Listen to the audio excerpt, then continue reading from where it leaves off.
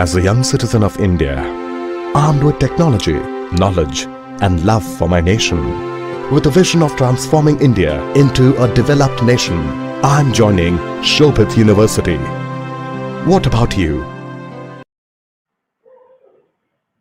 Very good morning to all the participants from India and abroad, from Shobhit Institute of Engineering and Technology, Meerut, a deemed to be university, and its centers of excellence, Center for Informatics Development Solutions and Applications, CITSA, and Center for Industry 4.0 Technology Studies and Application, CITSA.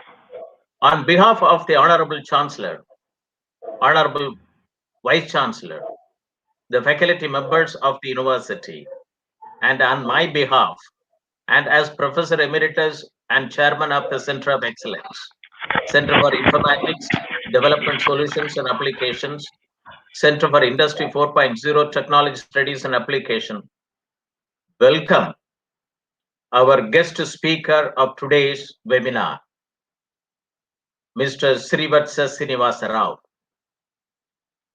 co-founder, TraceX Technologies Bengaluru, an AgriTech startup, and also co-founder, Jivabhumi, Bengaluru, an AgriTech startup in 2016. And also the participants from India and abroad who are attending this webinar. International webinar series on open source digital technologies towards self-reliant India, Atmanirbhar Bharat, on 13th February 2021. Under the international webinar series, these two centers of excellence, CIDSA and CITSA, have organized so far 22 lectures. 1. Open technologies to provision simple and economical IT infrastructure. 2. A roadmap for students using free and open source software and reaching goals of Atmanirbhar Bharat. 3. Open source software adoption and business models. 5th, open data platform for smart digital government. 6th, technology imperatives make in India for self-reliance. 7th, edge artificial intelligence. 8th, data governance for self-reliant India. 9th, digital India transforming governance and society. 10th, India's email service, citizen@indiamail.com in 22 constitutionally recognized languages. 11th, ecosystem architecture for digital transformation. 12th, education system cyber critical infrastructure. 13th, very important webinar, seizing opportunities in open innovation and value creation networks in the digital world for self-reliant economy. 14th, ensuring food safety and compliance through technology. 15th, digital India, urgent need for semiconductor manufacturing in India.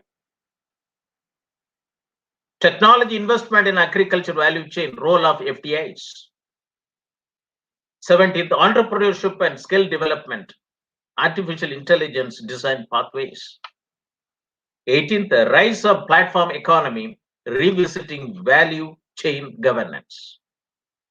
19th, era of automation, industrial robotics and industry 4.0, Indo-German perspective of technology transfer, skill gap analysis and opportunities.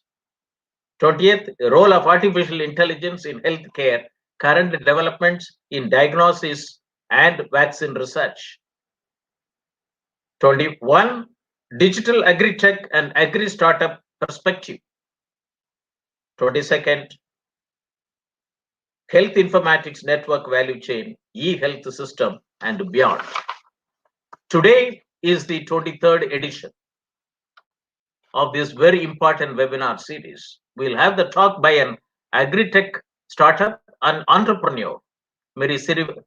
Srivatsa Sreenivasarao, who is the co-founder of 2 AgriTech startups in a span of 4 years on the topic leveraging emerging technologies for ensuring transparent and traceable agri and food supply chain. Agri and food supply chain. I wish to inform the participants that this webinar series had webinars on the topic ensuring food safety and compliance through technology by Dr.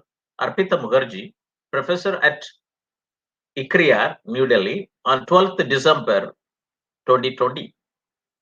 And another webinar on the topic technology investment in agriculture value chain, role of foreign direct investments by Dr. Dharmendra Kumar, IAS retired, former chairman, Competition Commission of India, founder chairman, Competition Advisory Services LLP, former secretary to Government of India, and former executive director the World Bank on 26 December 2020.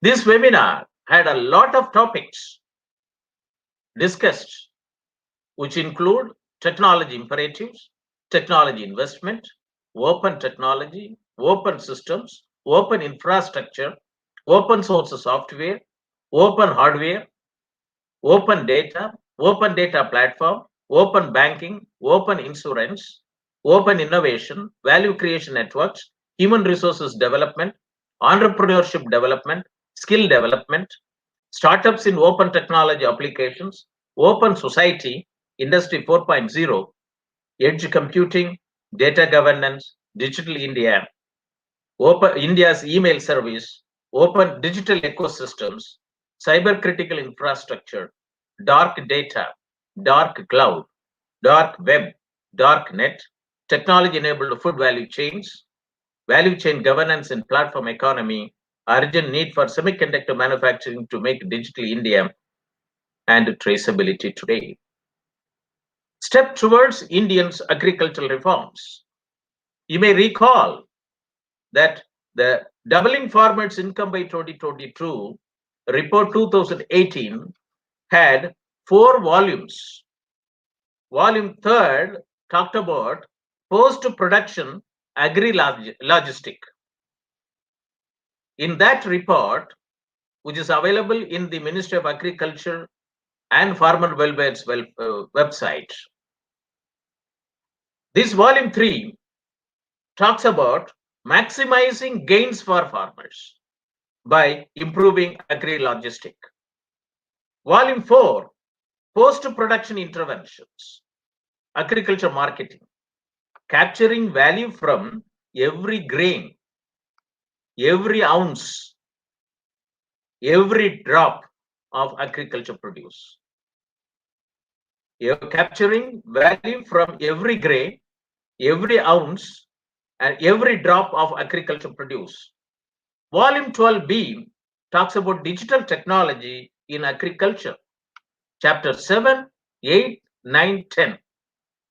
And volume 11, empowering the farmers through extension on knowledge dissemination. Volume 12B and volume 11, I was associated as a group chairman. The volume 12B talks about 7 mission mode projects in the area of digital technology in agriculture. First one is smart irrigated farming system, smart rainfed farming systems, and smart tribal farming systems. Second, digitalized agromet advisories and agricultural risk management solutions.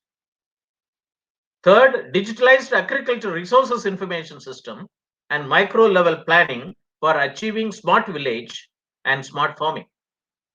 And fourth, is also relevant to today's webinar topic, digitalized value chain for about 400 agriculture commodities from farm to fork, or from pond to table, or from sea to table. Digitalized value chain for about 400 agriculture commodities for domestic marketing and international marketing. And fifth is digitalized access to inputs, technology, knowledge, skill, agricultural finance, credit, marketing, and agribusiness management to farmers. And sixth is digitalized integrated land and water management system. Per drop, more crop. And seventh is digitalized farm health management for reduction of farmers' loss. 7 mission board project for introducing digital technology in agriculture in every aspect, which has been put as a strategic use of ICT in agriculture farming life cycle. If these 7 mission mode projects are operationalized up to the small and for marginal farmers operational holding, the Indian agriculture will be digitalized. There are 3 farm acts which were enacted during 2020. These 3 farm acts and the 7 mission mode project can facilitate one AgriTech startup in every gram panchayat. It has got that much, capability and economic viability. It means that the country can have about 2.25 lakhs AgriTech startup at grassroots level to help 14 crore operational farm holders in the country, out of which 85% are small and marginal farmers. They need agricultural reforms. They need digital technology. They need market, remuneration for their prices, producers, and they have their income has to be revolutionized, and their productivity has to be increased. It means that the 7 mission mode project and the 3 farm act can facilitate, crop productivity as well as also income, rise. Now let us look at Atmanirbhar Bharat.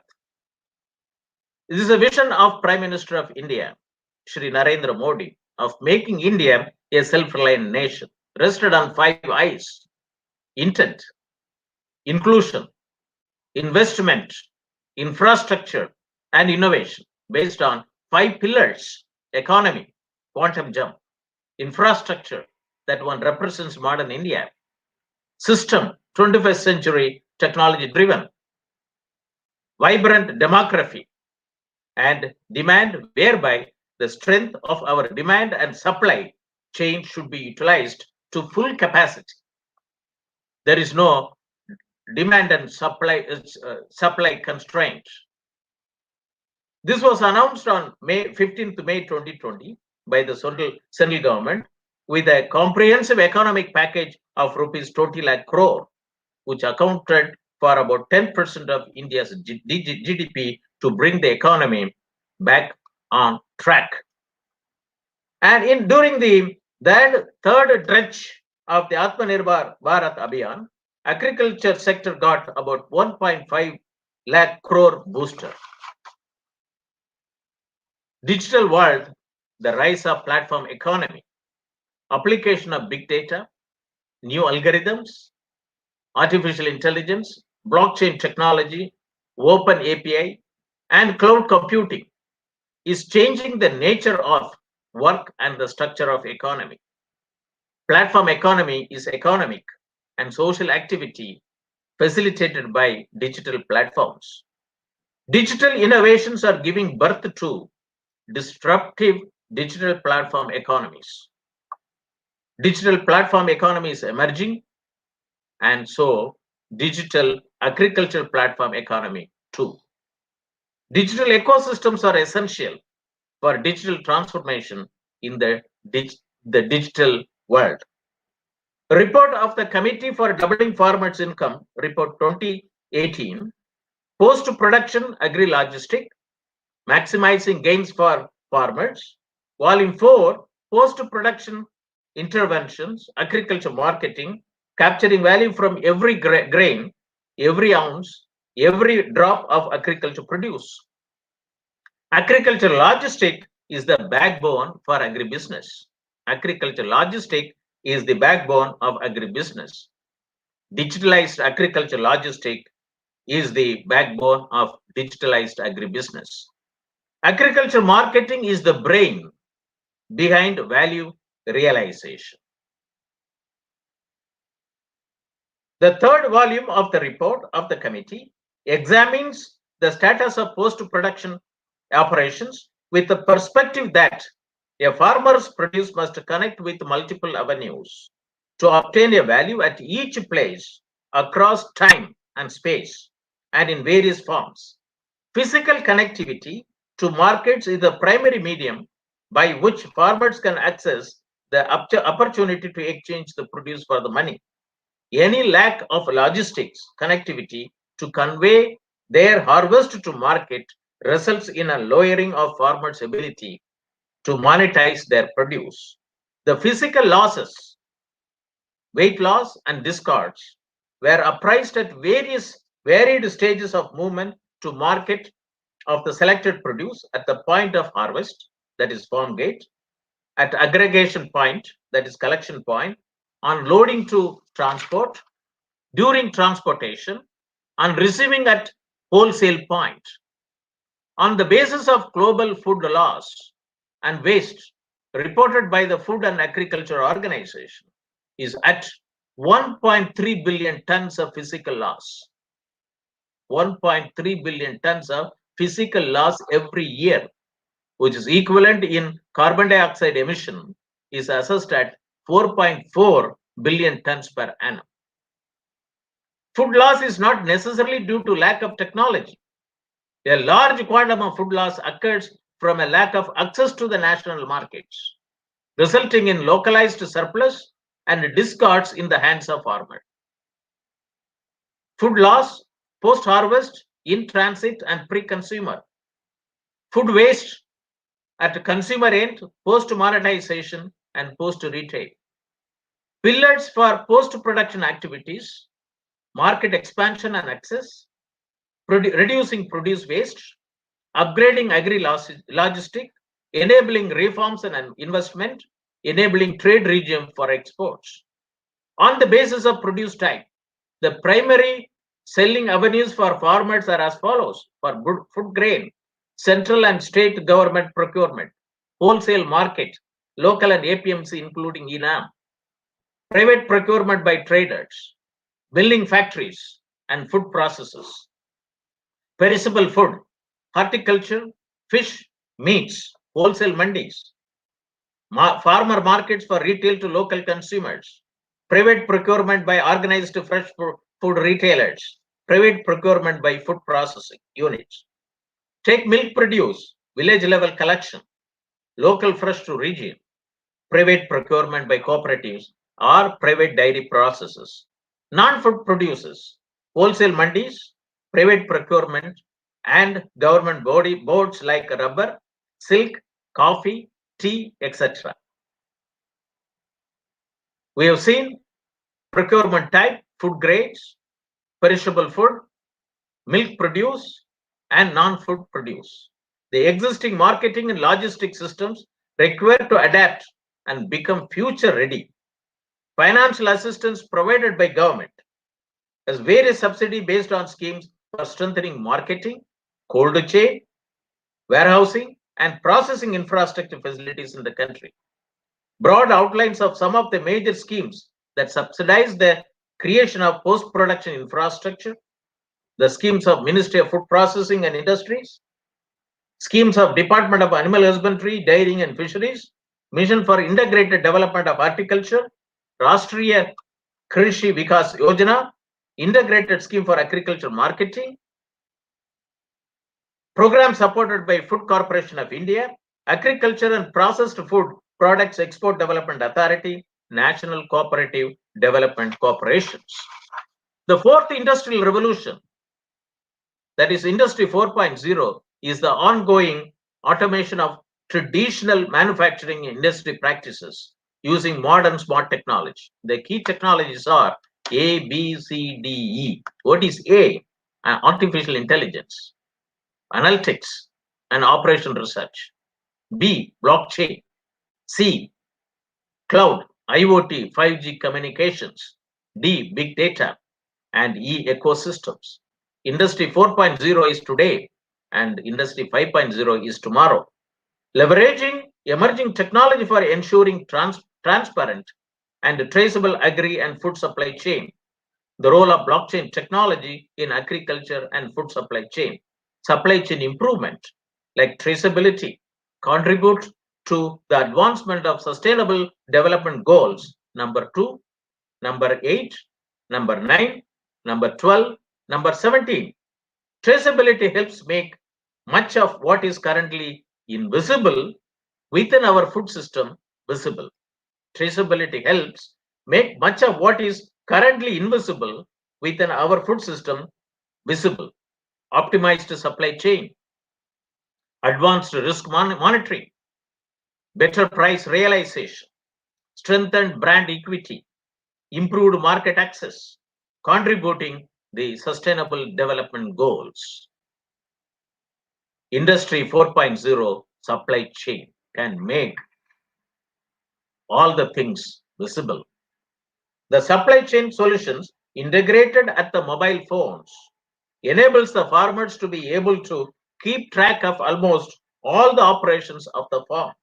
The term Agri-Food 4.0 is an analogy to the term Industry 4.0, coming from the concept of Agriculture 4.0. Transparency and traceability play a vital role in the agri and food supply chain. The goal is to ensure zero residue and chemicals in food. Knowing where the food is produced, footprint. What farm inputs went into it, farm print. And what was the chemical residue limit print, if any. This ensures complete transparency and traceability across the agri-food value chain. A robust traceability system assumes significance for India as it will give a much needed flip to the export of farm produce and a boon for farmers. Good agricultural practices and maximum residue limits are the two factors that ensure food that is consumed is not contaminated. Additionally, to add accountability, farmers are made completely responsible for their produce. Additionally, to add accountability, farmers are made completely responsible for their produce. There are three aspects of food traceability: tracking food in the supply chain, tracing the nutritional value of food, and creating an ecosystem in the industry. According to the synopsis of Mr. Sreenivasarao, he says the current agri supply chain is unorganized, leading to scattered value for all the participants and less formal interaction. And hence, he says traceability is non-negotiable in the food supply chain. Let us now turn to the address on leveraging emerging technologies for ensuring transparent and traceable agri and food supply chain by Mr. Srivatsa, our guest speaker today. Recently, ICAR has published Handbook of Horticulture 2019. In Volume 1, Chapter 4 talks about integrated ICT value chain for horticulture farmers in India, HortNet 2.0, by me, Professor Moni, Professor Emeritus and Chairman of two Centers of Excellence, Center for Agricultural Informatics and E-Governance Research Studies, and Center for Agribusiness and Disaster Management Studies, Soviet University, Meerut. In today's talk, Sreenivasarao will highlight leveraging emerging technologies and also agri-food industry 4.0 value chain. This topic will motivate and galvanize the participants watching our telecast through facebook.com Soviet University India or youtube.com Soviet University in for motivating them to establish Industry 4.0 AgriTech startups in agri-food supply chain, at least one in every Gram Panchayat of the country, resulting in about 2.25 lakhs AgriTech startups in India. Let me introduce our guest speaker to the participants of the webinar.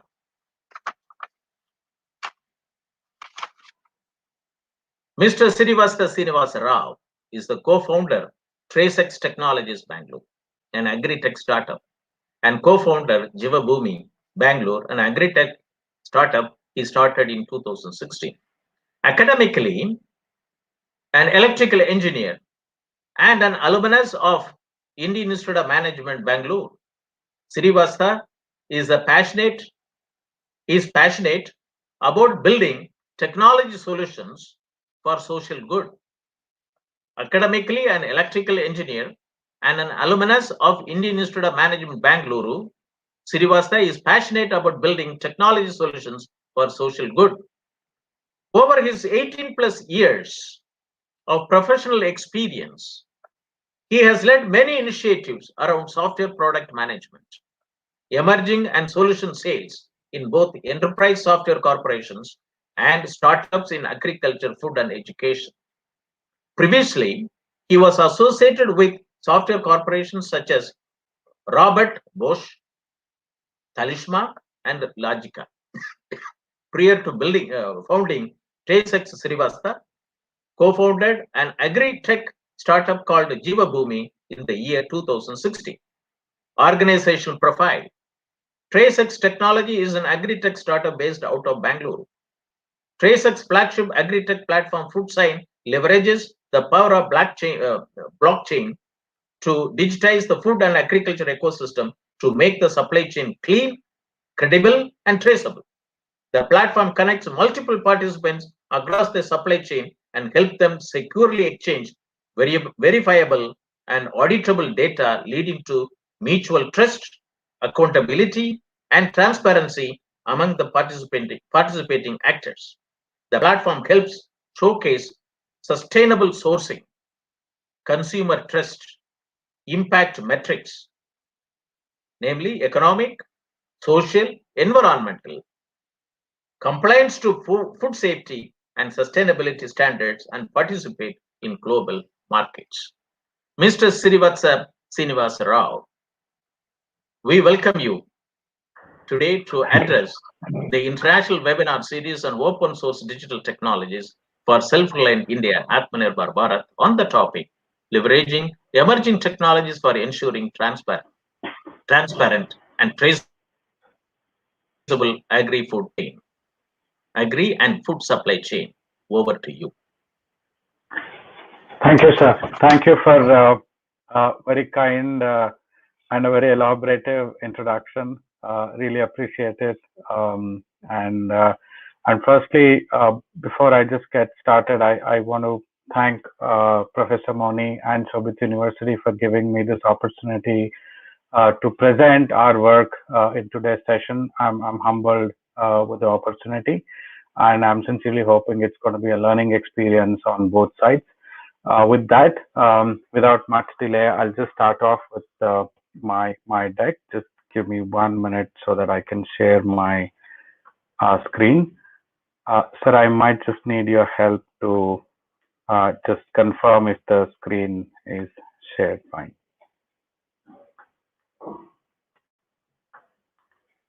Sir, is my screen visible?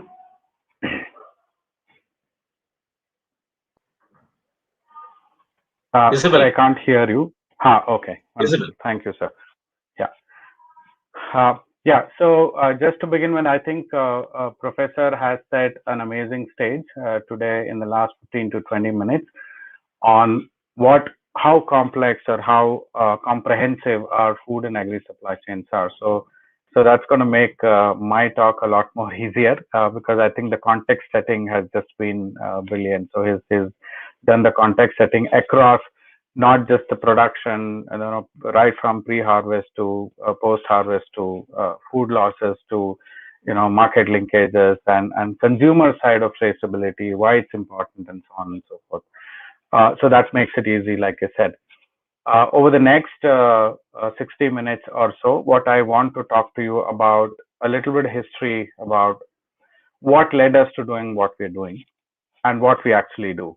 I'll talk a little bit about my earlier startup as well, which is a sort of motivation, is a sort of learning from our earlier startup, which led us to building the second startup, which is TraceX.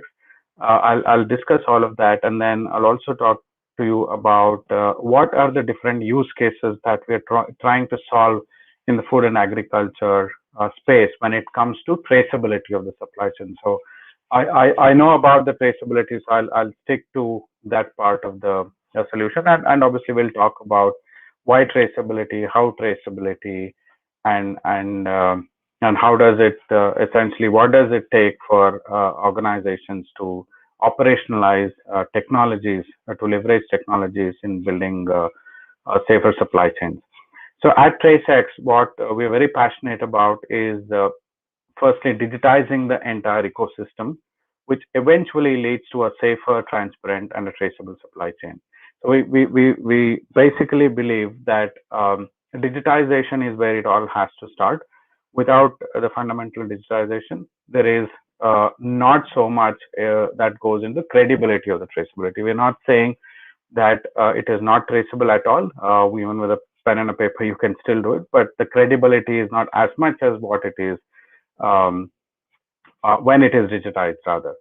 The second level of credibility that it brings in is when you put the digitized data on a ledger that's virtually practically not possible to be manipulated, right? Which is when it becomes even more better from the verifiability of the data and so on and so forth, which I'll talk about. So essentially, what I'm trying to say is that we are building an ecosystem where we want to support safe food for all, right from production to distribution to consumption. That's what we're trying to do.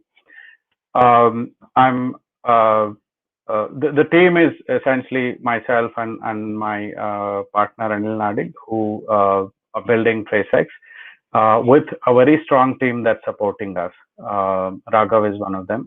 And let me take this opportunity and talk to you a little bit about how what is the genesis of TraceX. So in the year 2016, when Anil and I decided to move out of our corporate careers, like Professor said, I was associated with companies like Robert Bosch, Logica CMG, and Talisma for about 15 years before I started doing what we are currently doing. In the year 2016, we came up with the idea of what about connecting the farmers directly with consumers, leveraging technology. That's an idea that Anil and I started working on way back there. The fundamental idea, that's Jivabhumi. So that's our first entrepreneurial attempt in the year 2016 with Jivabhumi. The whole idea was, on one side, we know farmers are looking for market linkages, as Professor rightly said in one of his speeches. One of the biggest reasons for food loss and distress of farmers is essentially the market linkages, right? It boils down to that. If you look at the entire supply chain, on one side, there are farmers who have grown food, but they're looking at better market linkages.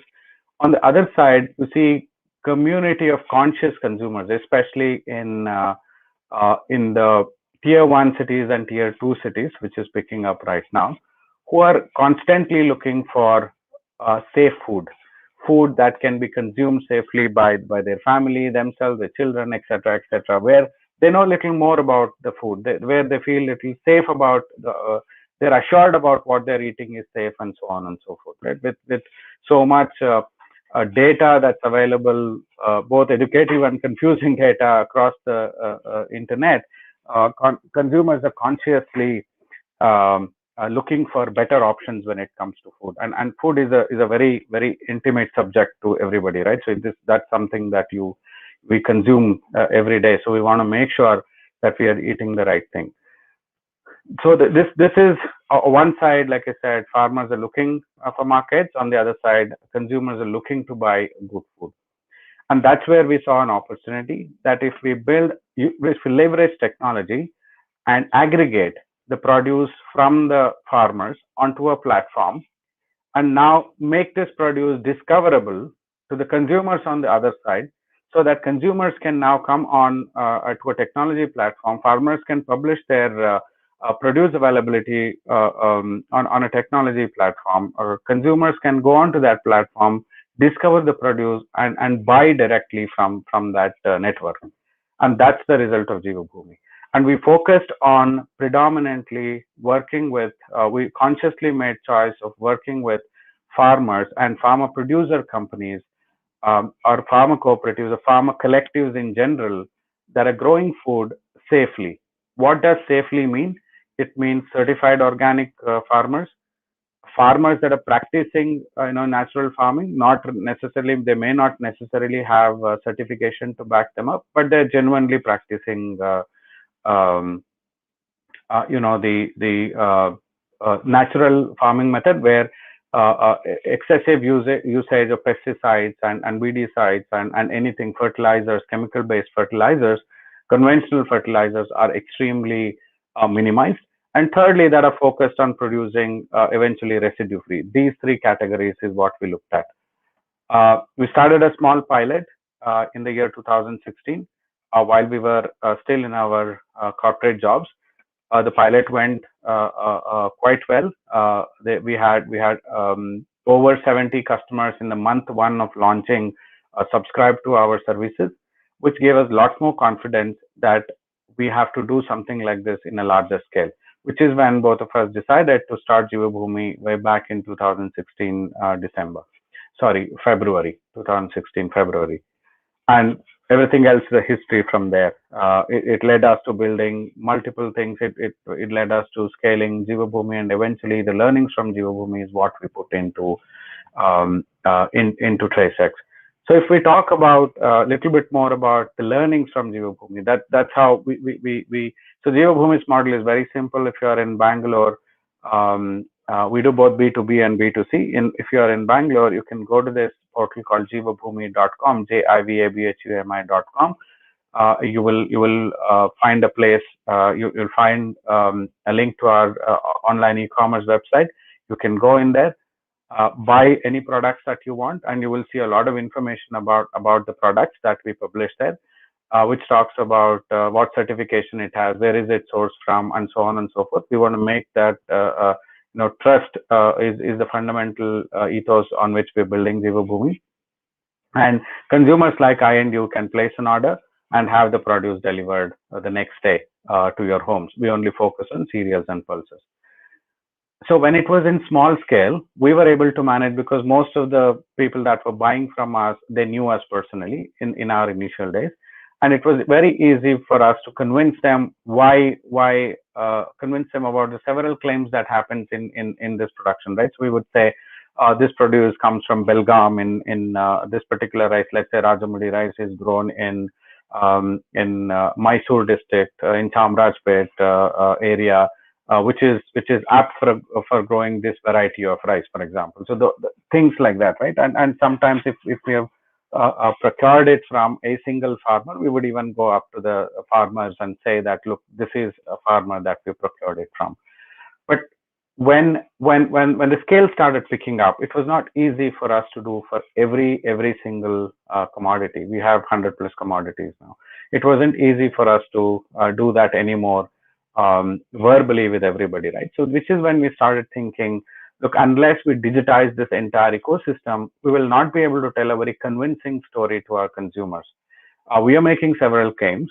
One is, we know that the claims that we are making about, but how do we allow our consumers to verify this claim conveniently? It's not that they should call Anil or Srivatsa to find out what's happening, right?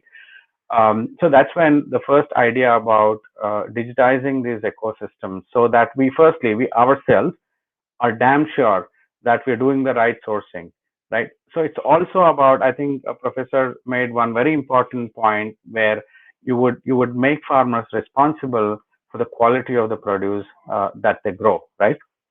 And I think that's very, very important, because it has to start at the farm level. We cannot say I will do the controlling of quality at different levels. It has to start at that level and has to propagate all the way up until the level of consumption, right? So which is when we wanted to make sure that we are not just blindly believing as well. Someone says, look, this is organic, I've grown it using, ZBNF, which is zero budget natural farming or whatever, but we wanted to make sure that we're able to track.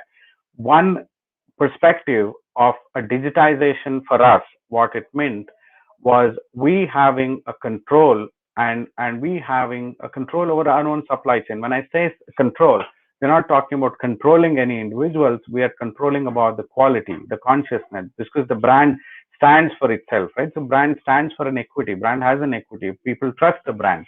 That's why they come to us and then buy. But so it becomes our moral responsibility to make sure that we are doing our right sourcing, that we know what we're getting from, where we're getting from, and that's completely from an internal quality standpoint. It was important for us.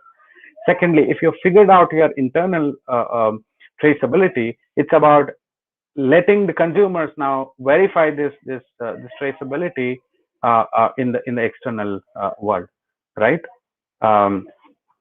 So that is predominantly what we started putting together, and that was the first time we thought we should actually go out and build a technology platform for ourselves, which will help us achieve this end-to-end traceability across the supply chain. And just give me 1 second, please. Sorry for the interruption.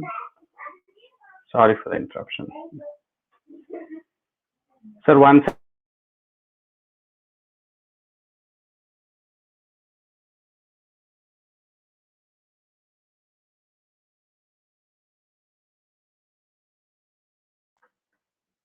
Sorry for that short interruption.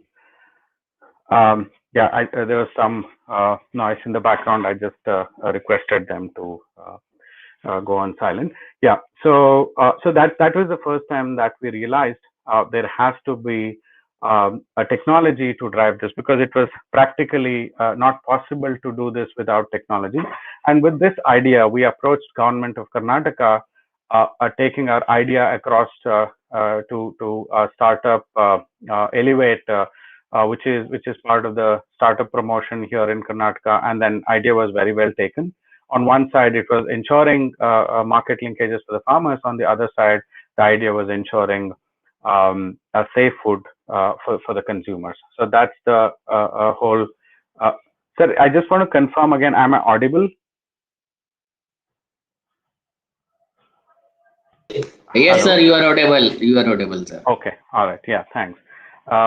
So that's the origination of this idea, and the best part about why we were best positioned to build that tech platform was we already were working with farmers, so we did not have to build a platform sitting in the office and then trying to identify how agriculture works, right? So because we were already working with farmers and procuring directly from them, we had a fairly a good idea about how things work at the ground level. So coming back to the point, so and from there, when we learned and we built our first minimum viable platform, as they call, with support from Government of Karnataka, where we got a grant to build this. Then we soon realized, after we implemented with the minimum viable platform with our own farmers, we soon realized that we were actually solving not just Jivabhumi's own problem, but then we were solving a ecosystem, the problem across the ecosystem, where companies like Jivabhumi could leverage platform like this and solve this problem for themselves. That's the point where TraceX as an idea was originated. While the first initial pilot of our platform was with our own farmers, immediately we once we realized that the tech as a tech solution was solving larger problems, we then realized we must take the product to other people within the supply chain, and it was very well taken. For our first customer that onboarded with us was Mtr Foods. So what can you ask? When your first customer is like Mtr Foods, what more can you ask, right? So who tried piloting our platform in one of their chili procurement project, and after the pilot, they gave us a 5-year contract. So I'll talk more about it. I just want to give you an history of why we stumbled upon the idea of building, digitizing the food and agriculture. That's the topic of the day, and why it was important for us to digitize the food and agriculture so that we could build, traceable supply chains for us. And obviously, for several reasons, when it came to making a technology choice, we decided to build this on an emerging technology like blockchain. Right? Why? I'll talk about it in a few slides. First, I want to talk about what blockchain is. So that's my first 5-10 minutes is about how did we come about this idea. Just to summarize, our own experience in an earlier startup led us to building what we have built, because consumers, it came from the consumers. So consumers are growing conscious, right? So that's the whole idea. Then when we decided to build the tech platform, we chose to build it on a blockchain because of several technology advantages that blockchain essentially gives us. I want to take a few slides and explain to you, because we're going to be talking about blockchain a lot. I thought it's only fair that I give a 101 on what blockchain is, right? So may not be able to get into the details of blockchain, but then at least I will try and leave you with a thought that how blockchain is different from other technologies which are out there. Let's take an analogy. This is my very favorite analogy that I take, which I think it simplifies explaining blockchain. It's a technology, very hard to explain in a non-technical manner. So let me try and do that. Assume that all of us have our own diaries, right? So we all have diaries. We have diaries like this. We have books and stuff like that, right? So I'm talking about diaries like this. Assume that that's a ledger or a diary that we want to call. In that diary, we have certain information that's very private to us. We don't want that to be shared with somebody. There are certain information which we are happy to share publicly. Assuming that, I mean, unless you think diary is very private, that's a different topic. But I'm saying I essentially have a ledger rather than diary or anything, ledger, where there are certain, like I said, there information that's private to me. I necessarily do not want to share that with anyone else. And there is other information where I want to share that very openly with everyone. Why is that so? Because as an individual, as a company, I want to be more transparent. So the transparency goes up to the public data layer. If you see private and public data. So what could be my public data? Several things. It really depends on individual companies to companies. But then when you're sharing this data with someone else, the only way that they have, the only way for them to believe you is that because you're saying they're believing you, which is fine. I mean, again goes back to the point that do you want to trust that person? Do you don't want to trust that person? There isn't anything sacrosanct to verify the claim. If someone says your upstream buyer says, supplier says, look, this is organic, you have to believe that it is organic, right? So things like that. But as long as when your interaction is just with one single person, that it's okay. But now talk about a network of companies, a network of organizations that are coming together in moving something within the supply chain, moving a produce within the supply chain. On one side, there are suppliers. On the other side, there are manufacturers. The other side, there are logistics payers, the distributors, and so on and so forth. Assume all of them have a similar setup, where certain amount of data is private, certain amount of data is public. So now, if you were to look at a network like this, and the whole idea about blockchain here is that if the person A were to believe person B, so assuming that person B has no record of their own, but person B has to simply trust whatever the person A says on the public data side, right? And like I said, that's purely based on the trust. The other one is through, let's say, we bring in technologies like blockchain, which will tell you as soon as something is written on this ledger by this person A, for the very fact that you are in the same network where all these different parties have come together and then said, look, let us share data, which is what typically happens in a supply chain, right? Supply chain cannot exist with one entity. It's a network of entities that are coming together. Sometimes Many a times they don't know each other. Sometimes they know each other, right? So it is about establishing a network with predominantly someone who is not known to you is supply chain. That's the complexity of the supply chain also, right? But especially in such complexities, what essentially technologies like blockchain, or what blockchain does is that blockchain will allow every participant in the supply chain to have their own ledger, their own diaries, their own ledgers, whatever that we want to call, where they're free to share, keep their private data as well as public data. But when the moment they make their public data in their ledgers, that public data in the real time is available on everybody's ledger. He need not, this guy no longer have to hear from you what is information that's available in the public section of his ledger. He will automatically know that if you have written that you have a harvest of 50 kgs paddy is your public data, because you want that to be available to everybody, right? The moment you write there is 50 kgs of 50 metric tons of paddy available, that 50 metric tons of paddy available will automatically go into all the public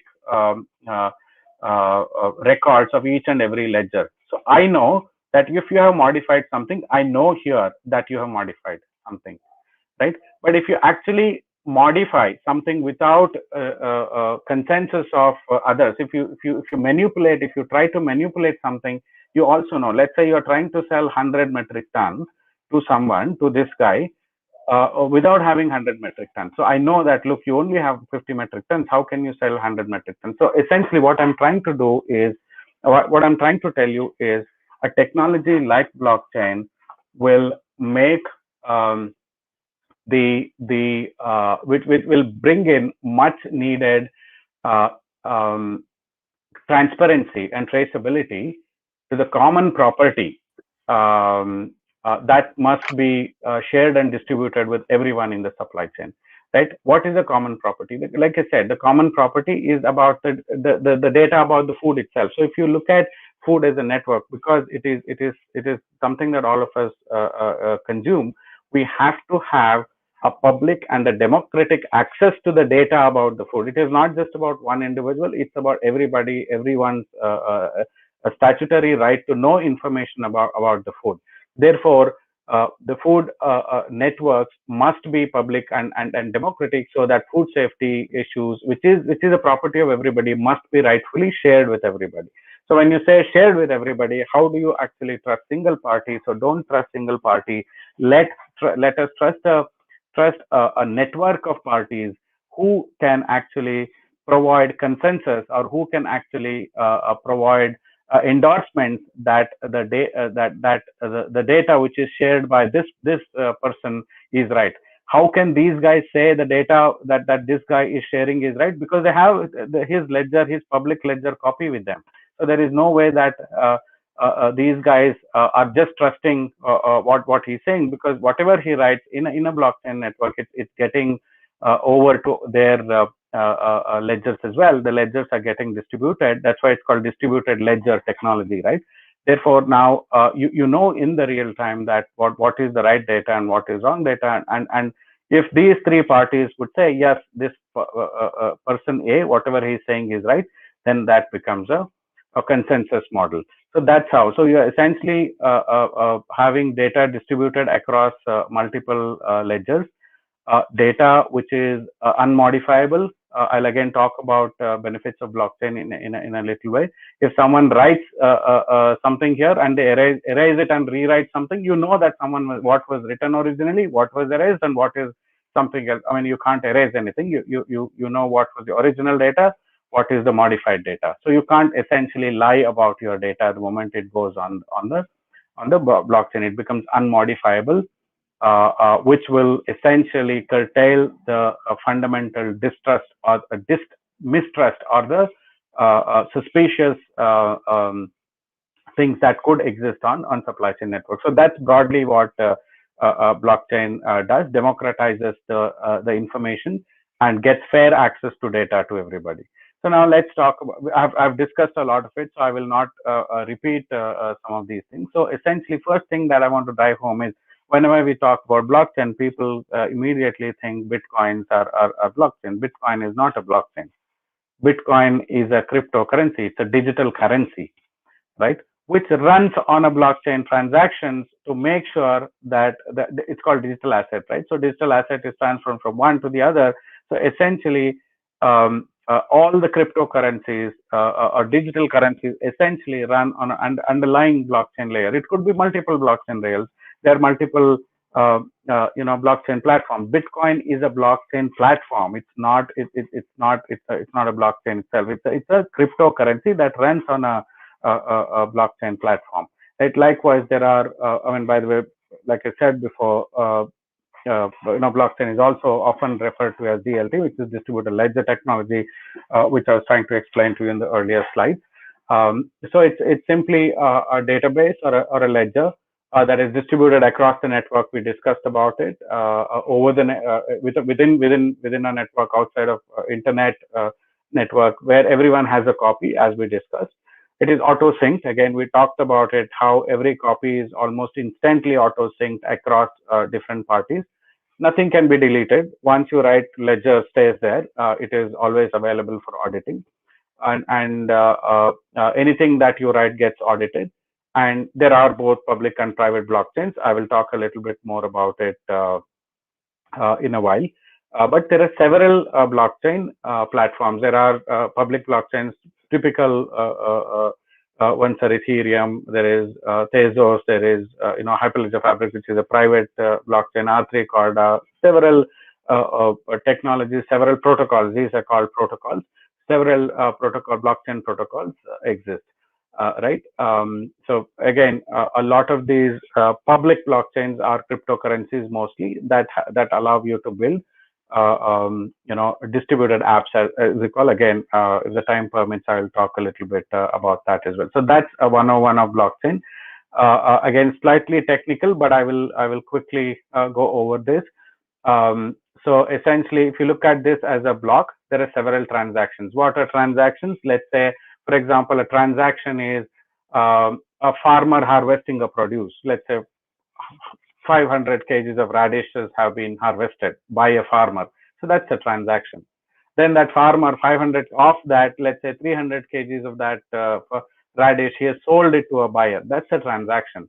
This buyer has actually bought this from the farmer, and he sold it further on. That could be a transaction in a different block. Right? So there is a block. There are transactions inside a block. Right? The blocks are all listed, linked with each other, not necessarily the transaction. So once you know how blocks are related from one transaction to the other transaction, you can actually go, traverse through multiple transactions, trace the movement of one transaction across different blocks. So that's essentially what the transactions mean inside. So anything like I said, you have aggregated, you bought from multiple farmers, 500 kgs. Now you have a 1 metric ton. So 500 buying 500 kgs of radish from one farmer is a transaction. Buying another 500 kgs of radish from another farmer is a transaction.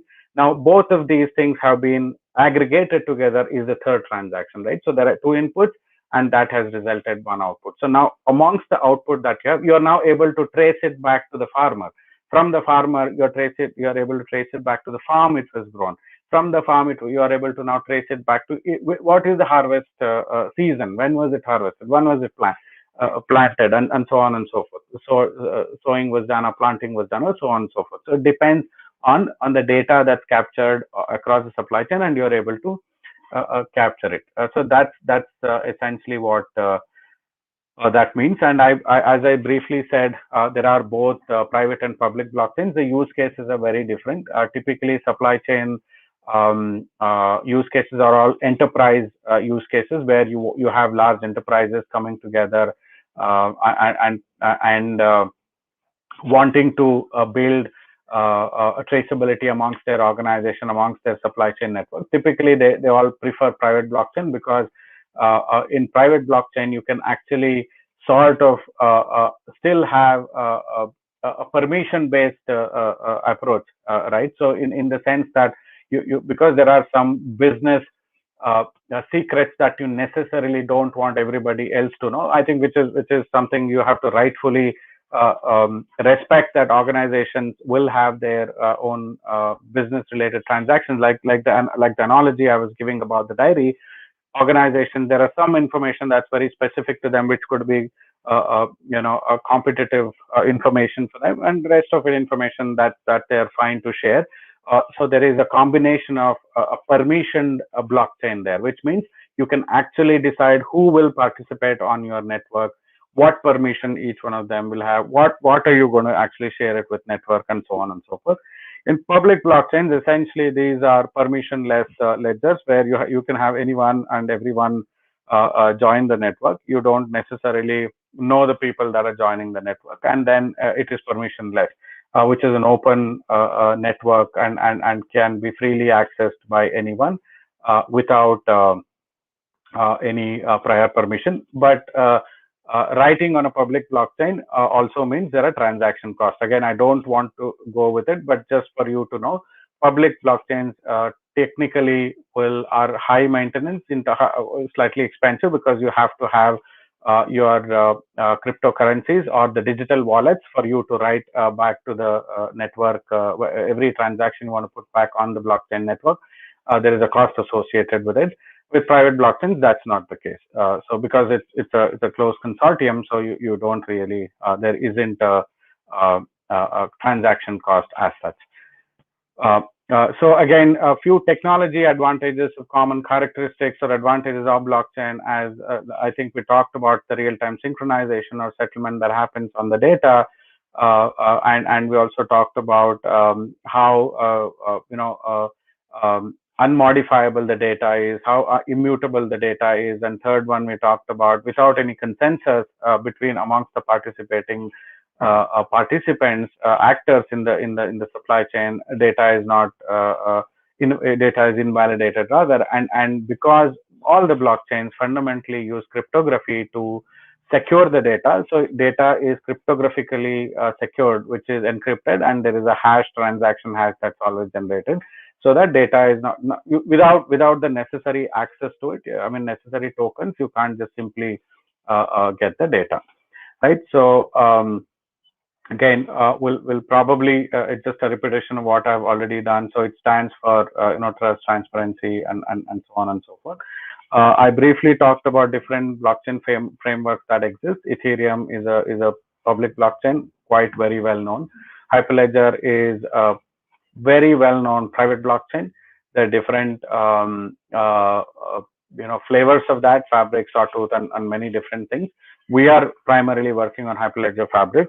We also are now exploring the option of public blockchain as well. There are other blockchains, Ardicorda, IBM blockchain, which is again a private blockchain, and many different protocols. So these are all called protocols, frameworks, blockchain frameworks, and there are companies that I know of, they are working on their own protocols as well. So having talked about our own experience of why we thought we have to build digitization across the supply chain, and then how we decided to leverage technologies like blockchain for building the traceability, making the traceability a lot more sacrosanct. Now let's talk about typical use cases in the of a solution like this, digital agriculture solutions. With an emphasis on traceability, what are the typical use cases in agriculture as well? Again, I think Professor did a great job of preempting this. He talked about market linkages. He talked about credit linkages for the farmers. He talked about insurance for the farmers. He talked about input for the farmers. There are different use cases that essentially could go on, could be used for, could be a very strong use case for blockchain. So we are working predominantly on provenance and traceability. Provenance and traceability is the ability to trace the food back to its origin, or for various reasons, like I said, food safety, compliance, and several things. Agri-financing is also, for example, making the credit access easy for the farmers, depending on the data. The credit agencies want to rely on a credible data before they decide whether or not they're going to fund a farmer or a group of farmers. Therefore, agri-financing is definitely one area. So we predominantly have use cases where we work with financing organizations within agriculture, like Samunati, who lends to farmers and they leverage data from our platform before they actually lend it to the farmer group. So we have started a few pilots with some of them. Provenance and traceability that we are quite comfortable with, where we work with several customers. So let's talk more about that. So I will drill down into. I'll start focusing on the transparency and traceability. Again, going back to the topic, that's what we wanted to focus on today, which is around provenance and traceability of the data. I talked about it. So our own realization, consumers are growing very conscious. Therefore, they are wanting to, they're demanding from the brands that they buy that they expect the brands to be more transparent, right? And not just that, expect in-depth information about the quality of food, the production, and also, again, Professor talked about the nutrition value of the food they're eating, and so on and so forth. So those are all the driving factors from a corporate perspective, a food organization's perspective, right? Because if consumers are asking, then it is non-negotiable, especially post-COVID era, if there is anything like post-COVID. So in that era, I think most consumers are becoming even more conscious about the food they eat and stuff like that. So that's where there's a drive that is essentially originating from the consumer standpoint. Briefly about a 101 on what is food provenance. It's essentially the ability to track and trace the food across the production, manufacturing, distribution, retailing, and consumers. So that one is an internal traceability, like I said, which is very internal to the organization, and one is the external traceability, which is the public part of the data that I was talking about, where as the food moves from one point in the supply chain to the other point, there is some information that needs to get passed on together with food. It's not just I just supply the food but not tell you anything about that. There is no information that's shared about it, right? That cannot happen. But it's about helping organizations achieve their internal track and trace, and also ability to provide this as information to the upstream or rather downstream buyers, so that up until the end point you are able to track the information. So again, this information could be just attributes about the produce, or it could be attributes about various quality and food safety from a regulatory standpoint. For example, FSSAI has certain food safety regulations. APIDA, which is the governing body for organic food production, there is regulations that they have. There are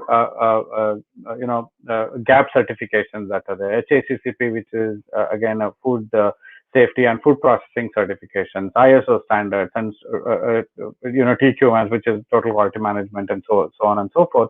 So there are information that needs to go from one party to the other party, both from a food safety standpoint and democratic information standpoint, as well as from regulatory standpoint. So that's essentially what provenance or traceability allows you to do. Now, while that's the generic topic about what provenance is, and I'm sure again I heard from a professor that you have had a lot of you have been part of the webinar series where food safety was a topic which was covered earlier. So it is just probably a brief of what you've already gone through. But let's talk about several use cases that we have implemented. Now we are drilling down into more specifics of what we have done, right? So that I can talk through to you in very clear terms of how the technology is being operationalized on the ground. Let's talk about a use case here. So we work with a coffee startup here in Bangalore. What does the coffee startup do? They have very premium coffees that they target. It's a good brand, a premium brand that targets typical coffee lovers. The whole idea there is, look, your office coffee does not taste too great, therefore we give you the coffee which is much better in taste, and obviously we are one step above. We are ensuring that we do ethical sourcing of this product of coffee, sustainably and ethically we source coffee. These are 100% Arabica coffees. There are no, for example, blend. We are not blending Arabica and Robusta. It is 100% Arabica. These are several claims they made. And these are the best grades of Arabica coffee. AA is the grade, for example. I'm just giving you an example. And sourced on the mountains of Chikmagalur. In Karnataka, Chikmagalur is the best place to grow Arabica coffee, right? It's about 1200 meters above the sea level or something like that. Then another big claim to fame that they have is the bean is the freshest bean that they brew the coffee from. So I'm told that typical coffee drinkers can make out that from the taste of the coffee how fresh the bean is, right? And I'm also told that typically if the bean is more than a month old from roasting, the taste deteriorates over a period of time. So you can't say month old, over a period. The fresh, the roast, the better the coffee tastes, and the better freshness that the coffee has. So this company is totally committed that they don't serve coffees to their consumers where the beans are roasted more than 22 days, 28 days old, I guess, 22 or 28 days, one of them. And finally, they want to talk about all the food safety and sustainable practices that they follow in their own organization. So we talked about internal and external, if you remember, internal traceability and external traceability. External traceability is about how it is information that they get from how it is ethically sourced, sustainably sourced, where is it produced from. The internal food safety, internal traceability is about their own processes that they follow, right? So this is the several claims they make. Obviously, the claims also makes them position themselves as one of the trusted brands, and now therefore they demand a premium for their produce. Sorry. And what this customer wanted to do is not just simply make a claim. They wanted to go out and then let their consumers conveniently verify all the claims they make. So we started working with them.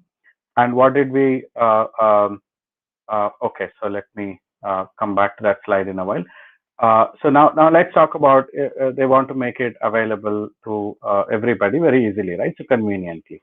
So, but they have a fundamental problem here. So what is that fundamental problem? As we've discussed, the supply chains are complex. For them, if you just look at a coffee supply chain, this is just a representation of overall supply chain. I'm sure each of the value chains in agriculture is equally complex or even more complex than this. If you look at a typical coffee supply chain, there is plantation on the first mile. There are smallholder farmers, large holder farmers, combination of that. Who is essentially growing the coffee. Coffees are grown, coffee is harvested as berries.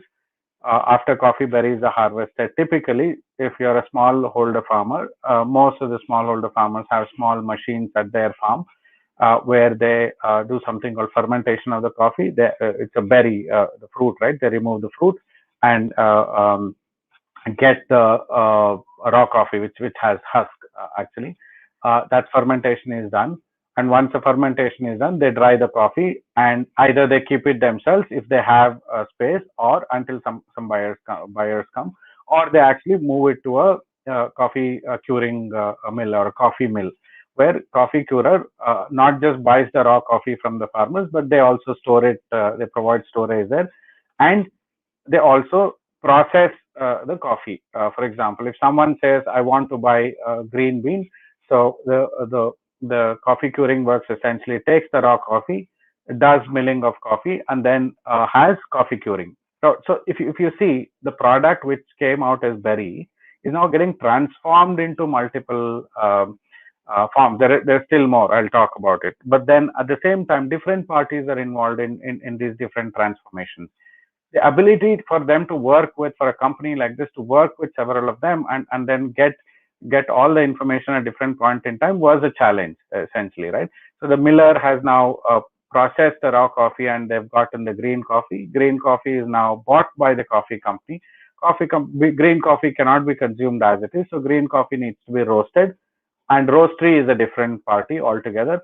Now roaster does the roasting of the coffee and then essentially gives the roasted bean, using which our customer at their cafe, they brew the coffee and serve it to the consumer. So this is how complex it can get, and I'm sure depending on each crop value chain, the complexity will only increase. Right. So what's happening here? Then there is a fundamental lack of trust in the supply chain claims, because you can't be there at every point in time to be wanting to know what are the claims. So there is lack of change right from the time that a farmer makes the claim to how safe the production units were. So let's say someone is claiming it's organic coffee, then it's not about just production, right? So not that only farmer has to have organic certification. Farmer has to have organic certification for production. A miller has to have organic certification for processing. The guy who brings the intermediary, or the logistics guy who's bringing the coffee from the mill all the way till the warehouse of the buyer, he has to be organic certified. The warehouses of the buyer has to be organic certified. The buyer himself has to be organic certified. The roaster has to be organic certified, right? So the entire chain has to be that. Otherwise, it's a false claim. How does one go about it? So essentially, eventually, if you can't trace and track, so without ability to track and trace, essentially leading to compromising the quality and food safety, and not meeting your consumer expectations. So these are largely the challenges that exist for the coffee customer that we are working. So now with our solution, what we have been able to do is connect all the participants on our simple single blockchain network, essentially. Who are the participants? If you talk about, again, I have a separate slide, I'll talk about it, but briefly want to tell you, we have farmers on one end who are responsible for production of the produce. On the other hand, we have farmer producer companies who are responsible for aggregation of the produce, processing of the produce if required. Now, I'm not just talking about coffee here, I'm talking about a general supply chain. There is an aggregation. It could be FPO, it could be a trader, it could be anybody, a private trader, it could be a mandi, or anything that we want to call, right? Again, I think Professor touched upon that a little bit as to how, what are the different channels in which farmers can move their produce. Their immediate buyers, private buyers, etc., etc. So that's an aggregation in general, if we have to call. Then there is a processor who is involved in either primary, secondary, or tertiary processing of the produce, or manufacturing of the value-added produce. Then we talked about logistics, etc., various different parties who are responsible, instrumental in bringing the produce from the farm all the way to consumer. So with a platform like us, what we enable essentially is ability for each of these participants to interact with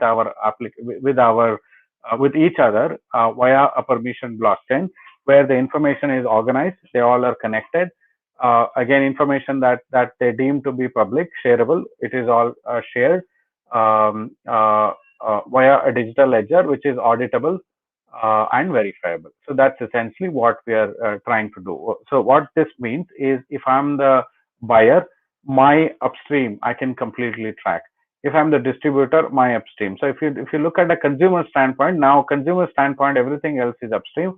He is able to now track, he or she is able to completely track various attributes about this produce, which is right from where it was produced, where it was aggregated, where it was transformed, where it was transported, again, who received it, how did the, it's a digital representation of the physical commodity as it moves through different supply chain participants.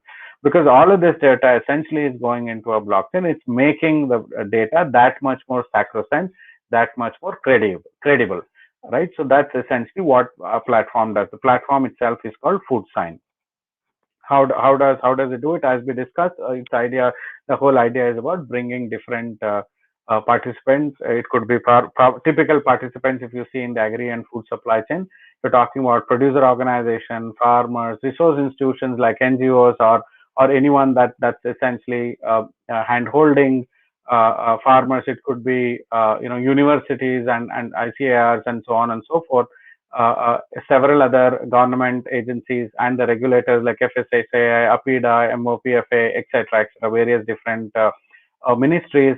There are input providers. These are typical ecosystem of agriculture, right? So NBFCs which lend to the farmers, buyers, food processors, and so on and so forth. The whole idea about the platform is bring them on as participants on the network and enable them to communicate freely, sharing data democratically across them in the network, and eventually thereby building, enhancing the trust amongst the participating actors. So we talked about the coffee. I will not repeat it again. The entire plantation, curing works, roastery, and cafe. How we're bringing that onto the platform, and what's the final consumer experience. So we started off with a problem statement that our customer, who is a coffee startup, they wanted a very they wanted to come out as a very transparent brand, right? So they wanted to genuinely provide their customers, their consumers, information about the coffee that they're supplying. So this is how it happens.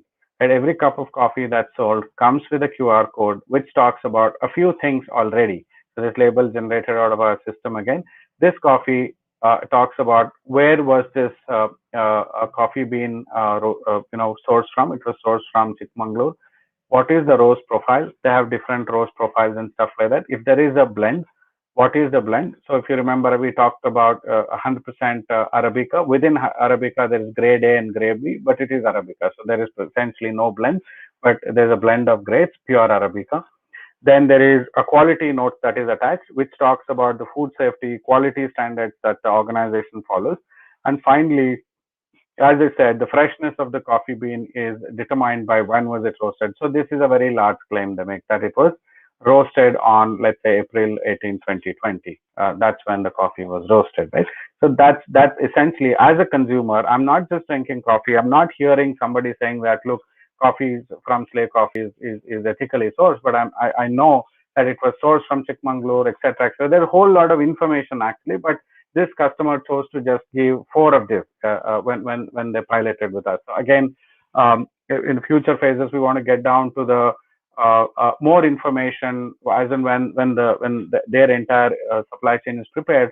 Go down to the level of when was it harvested, what inputs went into it, producing. Did they follow a natural farming? Did they follow conventional farming? Did they follow organic farming?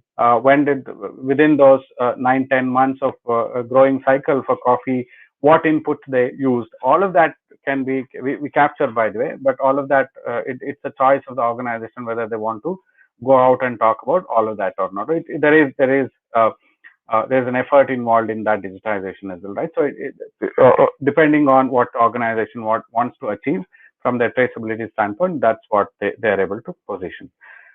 Now let's talk about Mtr Foods. Though I said they are our first customer, so Mtr Foods is a very interesting project that we're doing with them since last 2 years, and then like I said, we have a 5-year contract with them.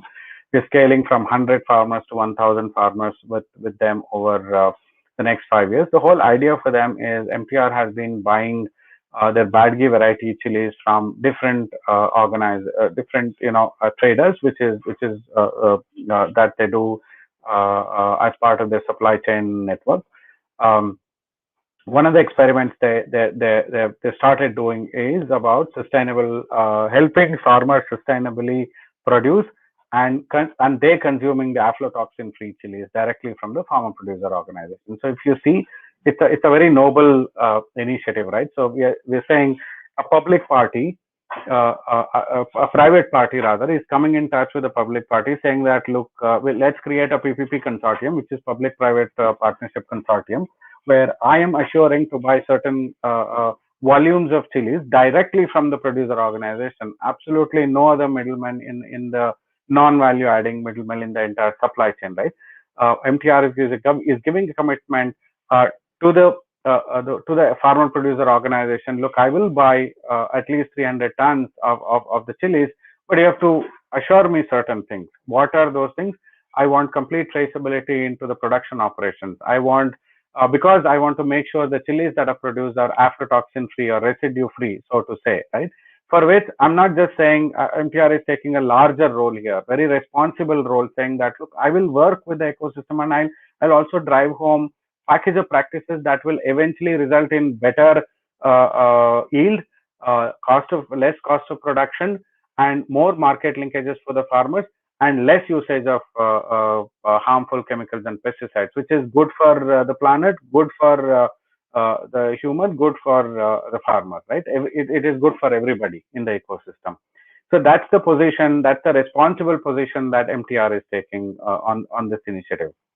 Therefore, they have directly partnered with an FPO in Hubli, and for this initiative, we have partnered with MTR in completely digitizing the the entire ecosystem. So what does it eventually result? It gives a better visibility of the supply chain to MTR Foods. Farmers are getting higher incomes. There is financial inclusion for the farmers. Higher incomes, essentially a combination of less cost of production, more production yields getting better, and the market linkage is getting better, because MTR is ready to pay premium to these farmers because it's a very organized supply chain. So what happens in that project is the entire FPO data is digitized on our system. FPOs have access to our system. FPOs log into our system and they organize their data. What is their data? The farmer interest group, farmer collectives they work with, right? Those of you who understand how the FPO ecosystem is, again, it's a topic by itself, so I won't be able to touch upon it. But what we are talking about is a very comprehensive data about very comprehensive data about the entire supply chain, right? So now FPO works with 1,000-odd farmers. Every single farmer's data is digitized on our platform. Every single farmer's 2.5 acres of land that each of the farmers are growing in as part of this project, that is geo-mapped on our product, on our solution. Every single farmer's crop management is derived out of our solution. For example, when did the farmer do the planting? Did the farmer do sowing or planting starting from there? And what are the package of practices that there is a recommendation of package of practices to get the best aflatoxin-free chilies, right? Which is passed on to the farmers through our system. Package of practices in terms of sir, I just want to do a time check. Am I okay? Are you okay with this if I take another 15-20 minutes?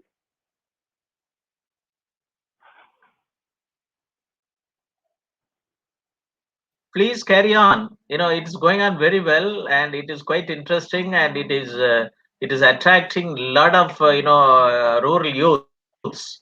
And right, please carry on. Yeah. Thank you, sir. And for submission, so, my power was tapped for about 5 to 6 minutes. So I have to rejoin. Okay, carry on. Sure, sir. Okay, sir. Thank you.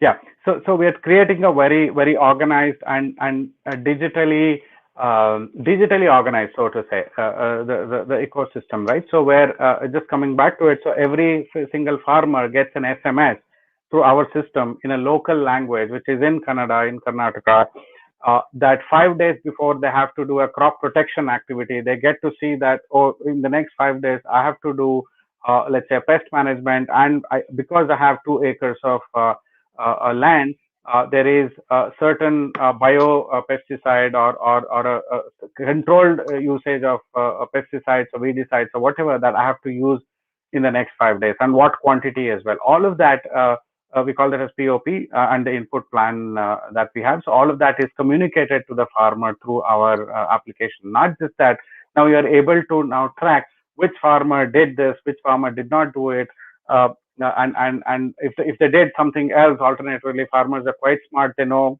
good amount of information, more than what we think they know.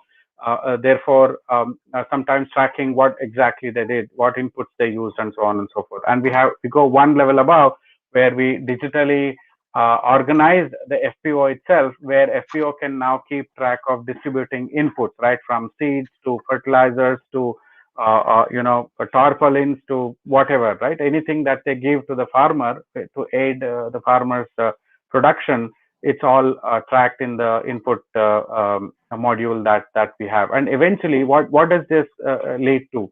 Every single bag of chili that's coming out of every single farmer's produce is now traced on our platform. It has a simple 13-digit trace code or a QR code that will allow us to trace every single bag to its origin.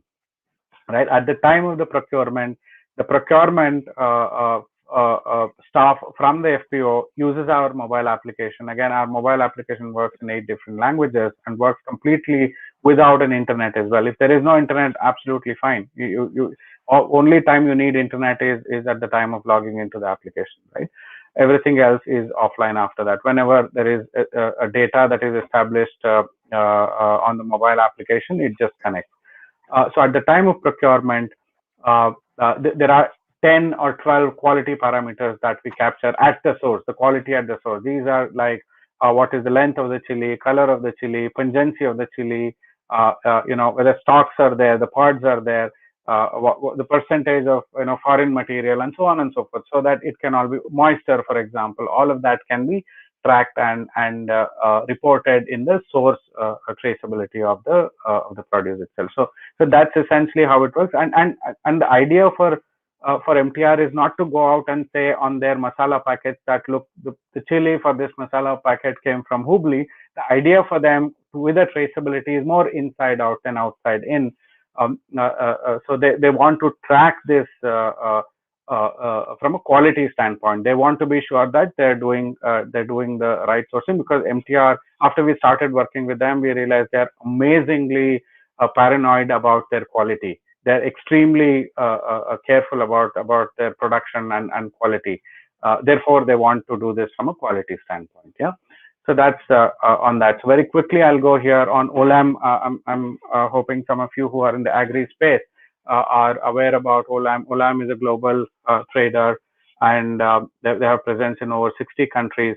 They are part of a steering committee of a initiative called SRP, which stands for Sustainable Rice Platform.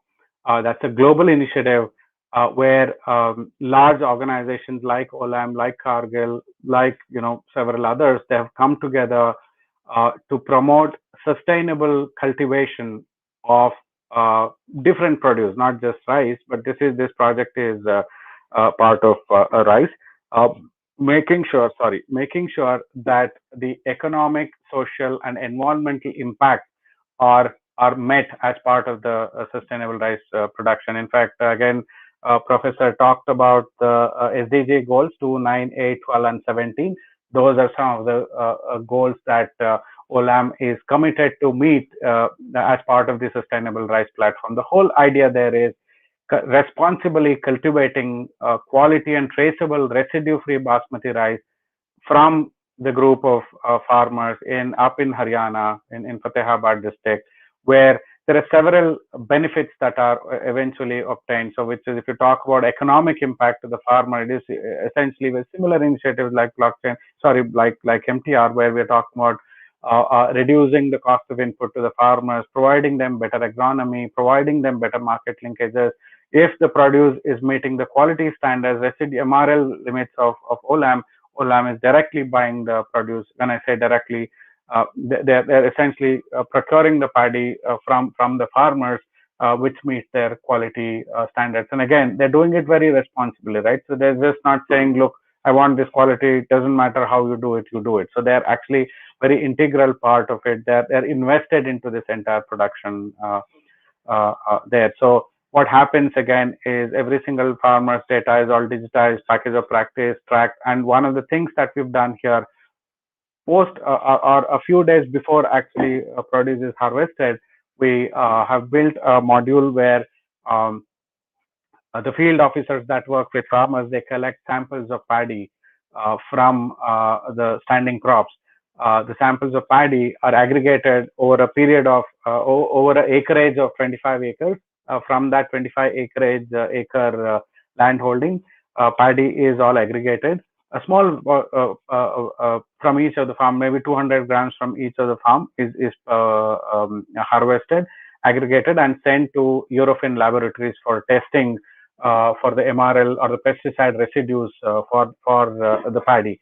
And MRL the MRL report, the pesticide residue report, is directly uploaded by European laboratories onto our system. Now, not just making the entire the production pre-harvest traceable, but we are now also democratically publishing this report onto a blockchain network, saying that look, independently, European laboratories they've done the assessment of this, and this is a very transparent report which is published on a blockchain network, which could be accessed by anyone, their buyers essentially, when they buy anything from OLM. So that's the project that we're talking about.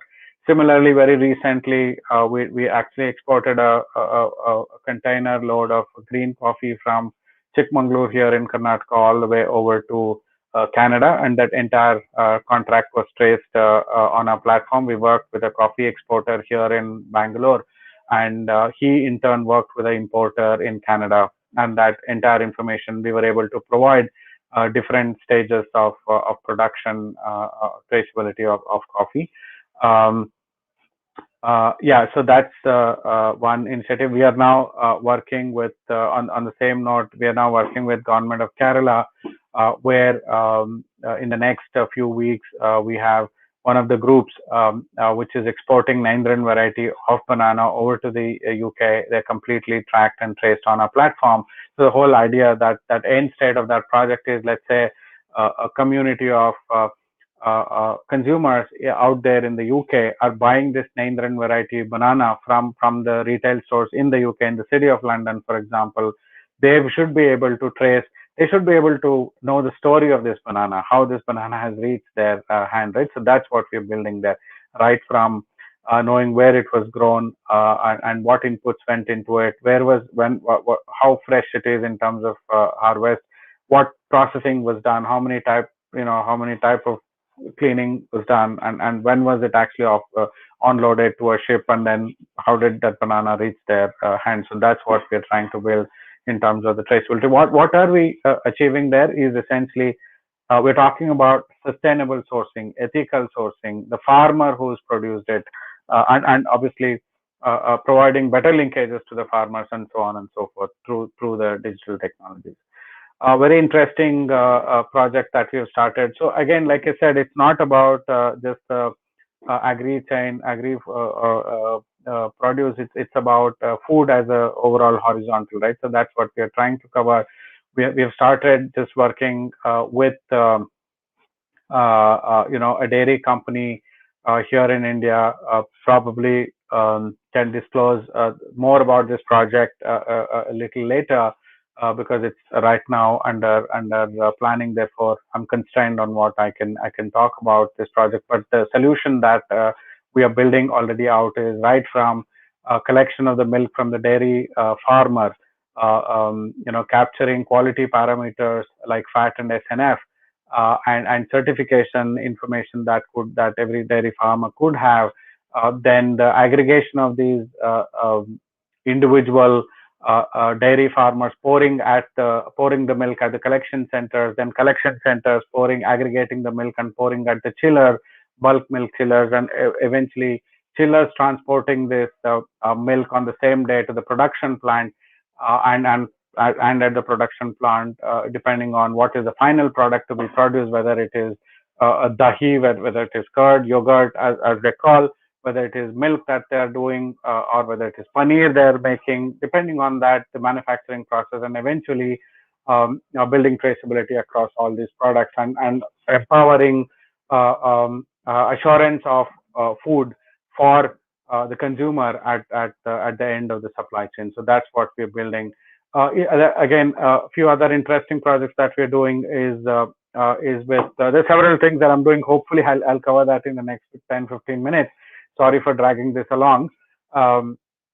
Another interesting project is traceability in the seed value chain.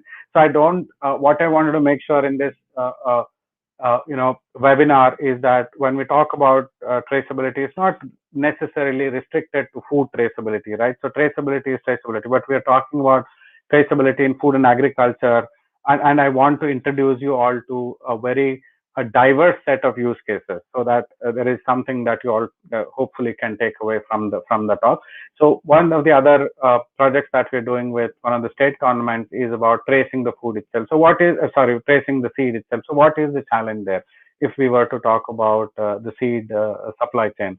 So as you know, any seeds that originate from ICAR or any agriculture university, state or central, they're absolutely traced. I've spent time understanding the entire seed supply chain. I'm in so much of appreciation for all the ICAR and the state agri and central agri universities, because there is absolute traceability of seeds, which starts with nuclear seeds, right? So seed has a supply chain. It starts with nuclear seed. The breeders who are scientists in the university itself breed the seed. Then seed has to be multiplied for large scale production. If a farmer has to now produce for entire country to eat rice, then he has to have that much more input. So if he has to have that much more input seed for sowing, he has to get it from somewhere, right? So now that can only happen when there is multiplication of seed, which is meant for sowing, which is meant for production, not just for consumption, right? So there is research that is going on in universities where there are high yielding varieties that are being researched by our research scientists. They are the breeders themselves, as they call. And then the thing is, at the university level and at the ICR level, the multiplication, the quantum of multiplication is reasonably a smaller quantities as compared to what we need, right? But then the universities take that prime responsibility of breeding the seeds. But once seeds leave the universities and are taken by private seed producing companies, they are more organized. There are fantastic organized private companies for seed production, private seed production companies. I'm told there are over 500 seed production companies in India. I don't know the exact number, but that's what roughly I understand. There are unorganized seed production, either companies or individuals. But then eventually, after it leaves the university premises, essentially a lot of these seeds are either mislabeled or unlabeled or manipulated, because the fundamental issue there is a farmer has bought let's say 200 kgs of RNR 15048, which is a high yielding variety. Somebody said it is RNR 15048, so he paid money, he bought that seed. But then after 110 days of sowing, he realizes that he hasn't got the produce. Where RNR 15048 is supposed to be high yielding and short duration crop, but he's waiting 130 days, 140 days. There is still no yield, right? But even when there is an yield, he realizes to his surprise there is less yield, or it could be a different variety, and so on and so forth. So farmer is at the distress at the end of the day, because he does not know where to go now. So what does he do? He spent all that time producing it, but there is no way for anybody to go back and then check the quality parameters on germination quality. It could be virality of the seeds, it was quality of the seeds and stuff like that, right? So that's the problem which we are trying to address there. So we have a comprehensive solution which helps an organization right from tracking the source seed. So for example, the multiplication seeds, it happens is nuclear seed is multiplied into breeder seed. A breeder seed can be input and you can provide foundation seed. Foundation seed will be input to foundation seed 1, foundation seed 2, so on and so forth. And foundation seed could be certified seed, and certified seeds are eventually marketed through state seed corporation or private companies, right? So now the whole idea is every bag of seed that is marketed by the state university now, where we are doing a pilot, and if pilot is successful, then there'll be a mandate to roll this out across the state. Every bag of seed that is getting produced there is made traceable, right? So which again captures a lot of information right from distribution of the source seed to the farmer. So farmer has received a breeder seed and he's produced the foundation seed, for example, out of it. So ability to even trace the source seed and as well as the produce seed. That's what we are trying to achieve there. I talked about it. The seed production varies across seed production, procurement of the seeds from the farmer, seed processing, which is quality, sampling, sorting, grading, germination testing, and several other quality parameters that they capture. Eventually, packing, labeling, and certified seeds getting transported, and everybody knowing where the seed is coming from. If rightfully, universities have spent all the energy in making sure that they have produced certain quantity of seed. Universities need to be highlighted, but that doesn't happen. Somebody else takes the seeds and sells it in their own brand. The university that has produced is nowhere in the picture also, right? Unless something goes wrong.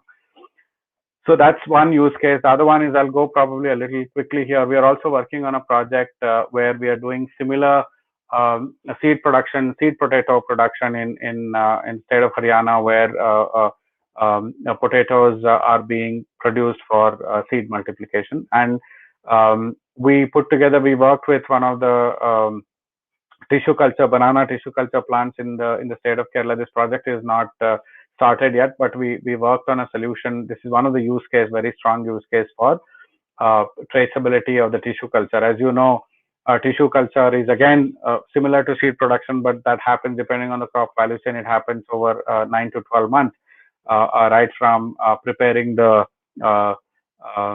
media, preparing sterilization of the tissues that are extracted from the mother culture, and all the way that it goes to different stages, and after different stages that it goes to multiplication stages. They are actually out there in the hardening area, where the saplings are stored and hardened for a duration of time before saplings are provided to the farmers for growing. So that entire tissue culture workflow, we have actually been able to build a solution for that, where field officers, right, can right from registering a farmer, from there the mother culture is being sourced, and the inoculate, capturing all the details in the inoculation room, growth room, and finally the data when it comes out, each and every stage, it is all tracked, and up until it goes into the growth room, where we are also integrating with IoT devices to capture things like temperature, moisture, air temperature, and air moisture, humidity, and all of that stuff into the system, so that we are sure about the quality of that produce. So likewise, we work on several value chains. I talked about a lot of these value chains already. We work with a fresh produce contract farming company called Green Earth Fresh Produce, which is again doing some amazing work in the foothills of Nilgiris, where they're working with several farmers who are growing iceberg lettuce, which is a very exotic vegetable, which they eventually supply to the suppliers of McDonald's and KFC. And the McDonald's and KFCs are very particular about traceability. So we are part of their part of the project, where again entire pre-harvest and post-harvest traceability is tracked on our system. We believe this market, again, I'm broadly talking about market opportunities and stuff like that. Why traceability is not just specific to food and agri, as we talked about. I think globally, very evolving market, evolving opportunity there. Those aspiring entrepreneurs can look at each one of them. In my opinion, in my little understanding of the agriculture, each and every crop value chain, there is a $1 billion business that you can build, right? And now think of each value chain is a $1 billion business. Now you're talking about multiple sectors within food. We are talking about fresh produce. We're talking about seeds. We're talking about livestock, for example. One of the companies out there from Europe, we've been having some discussions with them on how do we help them in tracking the entire livestock. There's a use case that again we have built. Tissue culture, I talked about. Dairy, I talked about, that we are trying to do now. They're one of the areas that we would definitely be keen, and from this forum I seek opportunities. If any one of you think are in the space of seafood and aquaculture, we'd be happy to partner with you and see if we can work on a solution, build a traceability solution with you across any of the opportunities. So again, In terms of our solution itself, like I said, we have the entire full stack solution where we have multilingual mobile application for farmers, web application, which to track both pre-harvest and post-harvest. In some cases, it so happens that our customers say, look, I have digitization already. If you remember, I said at the start of the talk that if you have to achieve traceability, fundamental digitization is important. If our customers say that they don't have value chain digitization, then we have a solution for agriculture value chain. If someone says, look, I already have my agriculture value chain, digitization is ready, I have ERP systems or whatever, we can then just provide the traceability, blockchain enabled traceability for them. So this is how the products look like. So I'll just wind up with in the next couple of minutes talking how the product looks like. So this is a pre-harvest management is completely offered on our multilingual Android mobile application. We support only Android right now, but we're looking to do maybe other iOS as well in future, but we don't see a need immediately. Then the entire pre-harvest, right from sowing till harvesting, is captured on that. Then the post-harvest information, either through integration with existing ERP systems and so on and so forth, or we have a post-harvest management module itself that's built on our platform. And finally, traceability using a simple QR code. So this is how our application looks like. So this is a mobile application. This is how the web application looks like. The aggregated information, the geographical map of each and every farmer, a satellite imagery that shows where these farmers are located, and so on and so forth, geomapping of farm fields, crop planning, and then essentially tracking all the activities that happen at the farm, like right from land preparation all the way till purification, harvest, including pest management, disease management, irrigation, seed treatment, weed management, and so on and so forth. And finally, managing the post-harvest. So managing post-harvest at the individual farmer level, also managing post-harvest at the aggregation level. So if you see, each one of them have this 13-digit code, which will help us get, these are the batches, individual batches that get created, lots and batches that get created when there is an harvest, and aggregated harvest being there as well. And eventually going up to a single farmer and being able to get the complete traceability, including the being able to identify geographical location where the particular food was produced, including the farmer's data itself. So that's pretty much what I wanted to cover in this session. I hope sincerely it's given you a good overview of what we do and what are the opportunities that are existing out there in the ecosystem. And yeah, thank you so much for your time, sir. Over to you again for any feedback and inputs that you have for me, and I'm happy to take questions, sir, if there is anything. So, Mr. Sreenivasarao, it is I thank you from my heart that you have given a very professional, lecture, as if you are taking a class from a classroom environment. And it is something like a one feather in one more feather in the cap in the ongoing webinar, international webinar series. You have covered almost every aspect of a supply chain, and food, agriculture and food value chain. In that, you are given more than 4 use cases that how the supply chain using blockchain technology has been operationalized, from farmer to factory, and from factory to another importer in a country, or farmer to the consumer. And you also highlighted the complete SWOT analysis, that the challenges and opportunities very effectively. And normally, in this 1 hour, you have taken 1 hour 20 minutes.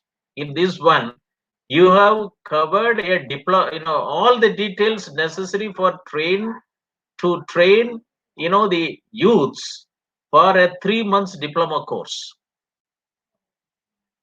This is what you have done it. And to summarize, the the Soviet Institute of Engineering and Technology, deemed to be university, and the Center for Excellence, is a Center of Excellence, Center for Informatics Development Solutions and Application, Center for Industry 4.0 Technology Studies and Application. Gratefully acknowledge your contribution during during the lecture, during the address, very effectively. A person who has given his experience by starting two startups, one as a as a foundation seed, another one is come out of the foundation seed from Jivabhumi, from two agri startups. But it is a very it is a learning case study for any youths to get into agri startup. I think, as I rightly said it, that agriculture sector is the only sector which produces more than 400 commodities and 2,000 varieties in the country, only in the cropping sector, agriculture sector, and horticulture sector. Then animal husbandry and fisheries is another allied sector. And India gets 365 days sunshine, which no other country gets it, and which has got more than 127 agroclimatic zones and agroecological regions. So it means, and predominantly Indian agriculture is more natural farming than more chemical farming. And so we have to take advantage. And 85% of the farming community are small and marginal operational farm holders. The three farm acts have liberated them. The Doubling the Farmers' Income by 2022 committee report submitted to Government of India 2018 is given 4 chapters on how to introduce digital technology in agriculture, and given 7 mission mode projects. This is what has to be operationalized: smart tribal agriculture, smart rainfed agriculture, smart irrigated agriculture.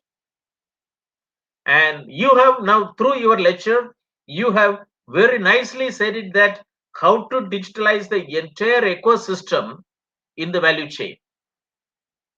And you also given that by giving use case studies, that coffee bean to the cup for the consumer, because consumer is now it's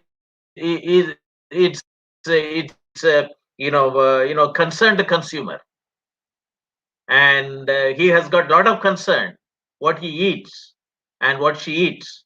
And the farmer has to produce using all good agriculture practices. He has to adopt science and technology based farming activity rather than getting into the traditional farming, sustenance farming.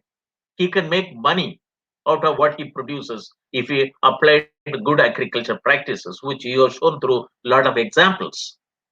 And it is I'm very happy that you talked about blockchain technology, and given a very popular use cases reshaping agriculture. Coffee, we take either coffee or tea, and then 2 times must for many of the Indians: coffee or tea in the morning, or tea in the evening. And then you also talked about provenance and traceability, logistic, agri-financing, and agri-marketplace. And the Doubling the Farmers' Income Committee report talks about 400 digitalized agriculture value chain for 400 agriculture commodities. It is a huge opportunity. You talked about that we are also going to work on seafood, supply chain. I would like to associate you, because I already initiated a discussion with respect to tuna fish from we have in Arabian Sea, Lakshadweep Islands. They are exploiting only 5% of the tuna fish production in their economic zone, because there is no company which can support them, and it is not being exploited. Otherwise, today all the people in Andaman, the Nicobar, these Lakshadweep Islands, can be the wealthiest person in the world.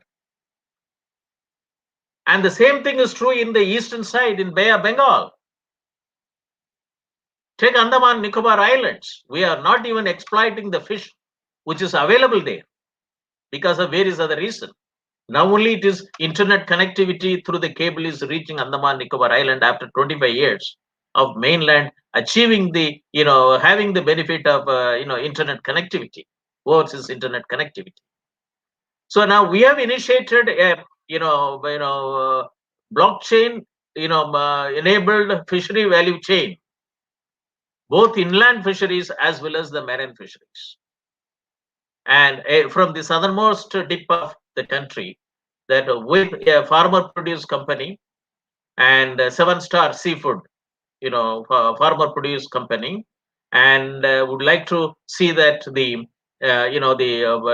fish export is with complete traceability. Today, 65% of our seafood are getting rejected because of the traceability problem.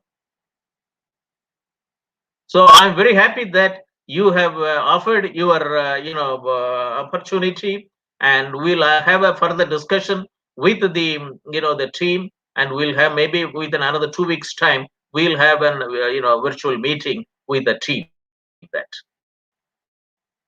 And this is very important because inland fisheries alone can bring lot of wealth to the country. We have not exploited. And also, the economic zones of Lakshadweep Island, tuna fish. That is true with the eastern zone also, that in the Bay of Bengal and and Andaman Nicobar Island.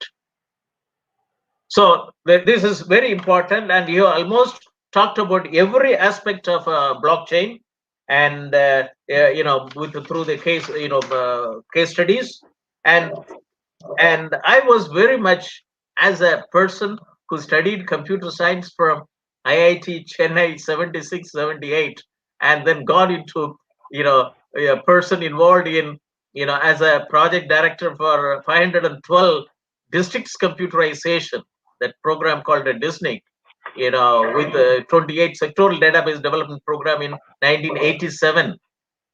That's how the informatics revolution took place in all the districts. I'm still alive. And what I got when I was given the project was a 6-letter project code, that is DISNIC, District Information System of NIC. I given, soul and Atma and life, and for the informatics development program, what I have suggested in the 28 sectoral database development program, not even 25% has been achieved till now. And at that time, there was no technology. We were strong in information system. Today, we have technology. We are not strong on informatics solution. That's a problem. Today, technologies are coming. We don't have a database. So where will you apply technology? We don't have a comprehensive farmer's database in the country, what he grows for the last 25 years. There is no time series data on him. None of the block level agriculture officers has got even a 1-page data on each farmer of his block, in his block. And we don't have a comprehensive agriculture resources information system. We don't have an integrated farm health management system, farmer health, plant health, animal health, soil health, water health, and fishery health. We don't have a digitalized integrated land and water management.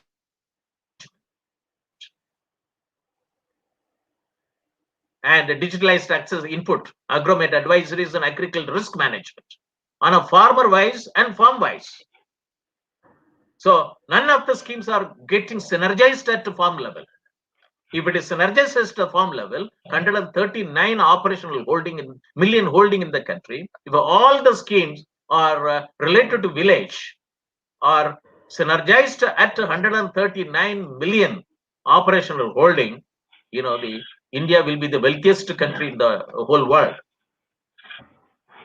And I have been voicing, even the Doubling the Farmers' Income Committee report also talked about 7 mission mode project. That is the reason only I conducted 2 webinar series to get into digital technology in agriculture, and bringing in the consciousness among the rural youths. So I have been voicing that agriculture sector is the only sector which can give 2.25 lakh AgriTech startups in the country to help 14 crore farmers. Nobody else can do that. No agriculture officers, no agriculture secretaries, and ICAR and the state agriculture universities got a limited functions, and nobody works with the farmer. None of the agriculture graduate students wants to work with the farmer. They wanted to become an agriculture officer in the bank or government officers. And those scientists who wanted to publish their papers in international journals for their international assignment. And the farmers are not getting the research which is being done. Only the large scale farmers gets all the researches being done in ICR and state agriculture university. 85% of the farming community do not get in the language in which they can understand the research which is being done in either in agriculture universities or ICR institutions.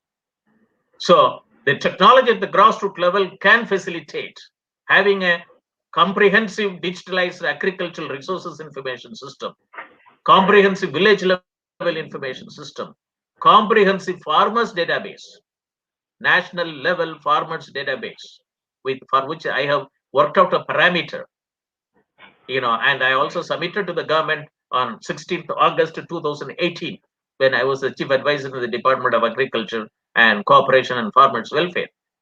And I will also circulate it to you so that how this farmers database can be operationalized. This is more important to take the country that it will become an annatata for the whole world. India can produce food for the entire world. And I'm very happy that today in this 2 hours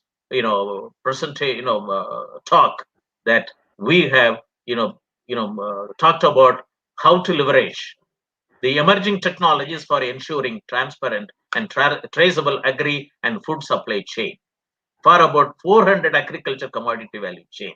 It's very important.